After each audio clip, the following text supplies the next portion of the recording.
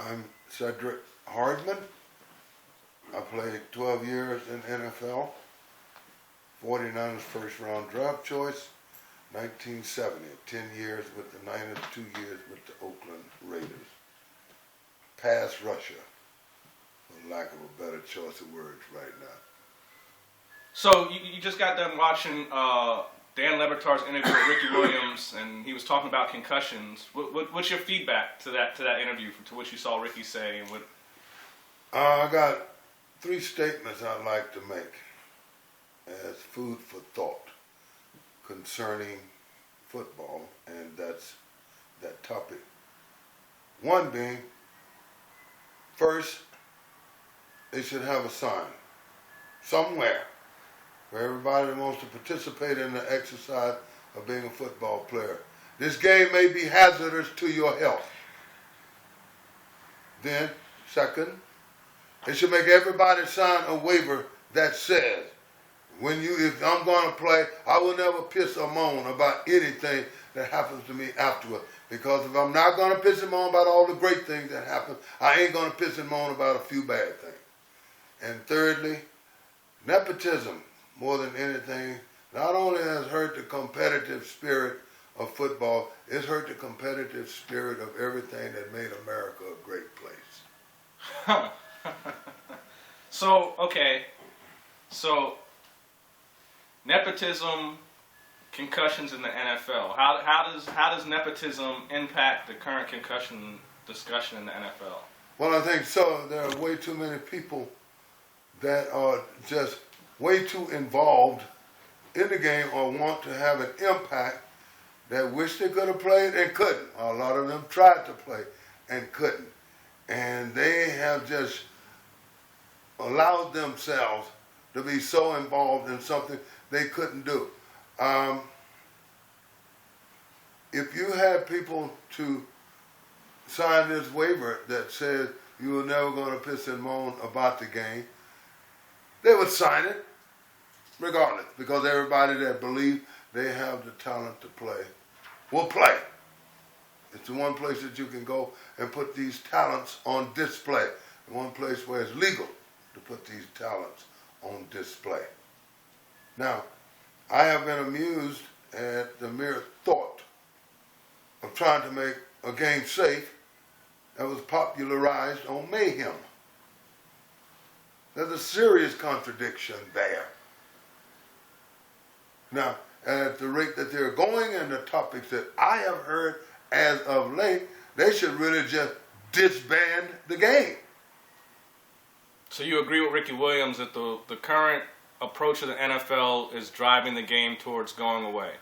If they continue to let all these people stay involved that did not play, yes. Because I think in a way they're pacifying themselves and giving themselves a real good reason as to why they didn't play. You know, that their mamas or somebody told them that one day, you're going to get you hitting your head, you're going to get these concussions, and rah, rah, rah, rah, rah. Yeah, and that appears to be where it's coming to.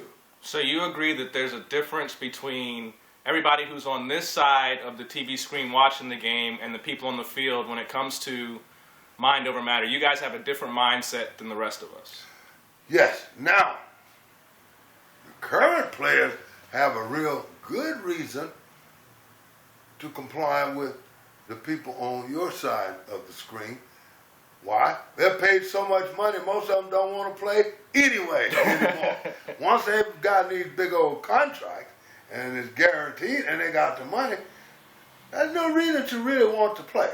All the people from my era, we played because we really, really loved the game, and it was a degree of prestige that came with it, and plus we needed to play, and we wanted to play, and we didn't let little things like a headache get in the way. I mean, if you're banging your head into people, of course you're going to get stunned from time to time, and that's just part of it. So Ricky, let me interrupt you. Ricky said that if he was playing under today's rules and he came to the sideline, if he could see and he could carry the football, he's fine. He's going to tell him I'm fine. And the whole procedure that the NFL has in place of coming to the sideline and getting checked doesn't matter anyway because he's going to say he's fine whether he has a concussion or not. Is that how you would have approached it when you were playing? Yeah. Yes.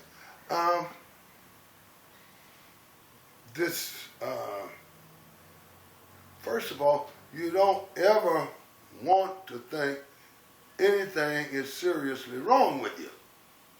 And that you always believe that you are exceptional physically anyway. That's why you're playing the game. Most people that do play the game, they have a recoverability that's higher than normal anyway.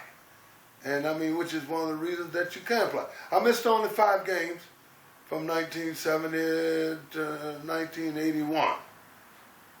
And a lot of it is because I recovered a lot quicker. So much has changed over the years that has definitely changed the complexion of it.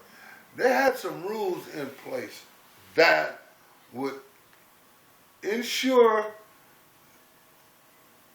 that only the right people made it to the NFL. Now, starting with, you couldn't play until your freshman class had graduated, which meant you had to survive 4 years from the time you graduated from high school to the time you could play in the pros. You had to endure a lot. You had to endure all the punishment that came with 2-a-day practice sessions, which were real, especially compared to today. There's no such thing.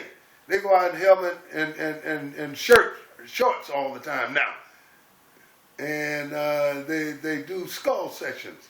Skull sessions, for people that aren't aware, there's no hitting involved. You have to hit to hit. Also, you do that to find out whose body can withstand the punishment that football will dish out to you. I mean, I like to say that I was born and bred to play. All the punishment that came along with it, being able to reason and think and function in highly adverse weather conditions, like heavy, high temperatures with just as much humidity, and to get energized by that situation, that means you're bred to play. It's for you.